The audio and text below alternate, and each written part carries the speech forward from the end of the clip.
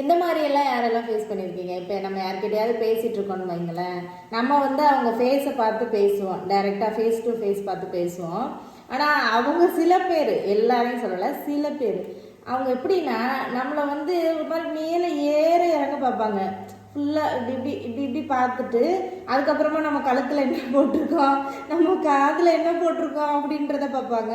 சில பேர் குறிப்பாக அது தங்கமா பித்தளையான்னு பார்த்து பேசுவாங்க.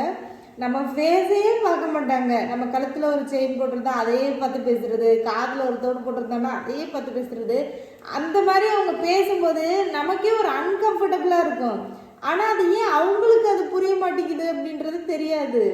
அது சட்டுப்புட்டுன்னு அவங்களோட பேசி முடிச்சுட்டு இடத்த காலி பண்ணிடுவோம்ப்பா அப்படின்ற மாதிரி நமக்கு ஃபீல் ஆகும். ஆனால் அவங்க நம்ம இப்படி பண்ணுறோமே அப்படின்றத ஒரு துளி கூட புரிஞ்சுக்க மாட்டாங்க.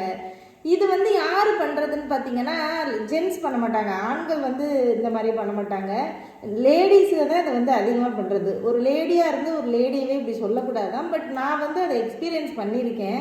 இந்த எந்திரன் படத்தில் வந்து அந்த ரோபோ சிட்டி இருக்குல்ல, அது வந்து ஒரு இதை பார்த்தோன்னே ஃபுல்லாக ஸ்கேன் பண்ணிடும் பார்த்தீங்களா? அதே மாதிரி தான் இந்த மாதிரி ஸ்கேன் பண்ணுறவங்களும் நீங்கள் வந்து ஃபேஸ் பண்ணியிருக்கீங்களா? ஃபுல்லாக நம்மளை ஃபுல்லாக பாடி ஃபுல்லாக ஸ்கேன் பண்ணிடுவாங்க என்னென்ன போட்டிருக்காங்க அப்படின்னு சொல்லிட்டு. இதை வந்து எல்லாருமே கடந்து வந்திருப்போம். நீங்களாம் கடந்து வந்திருக்கீங்களா அப்படின்றத கமெண்ட்டில் ஷேர் பண்ணுங்கள்.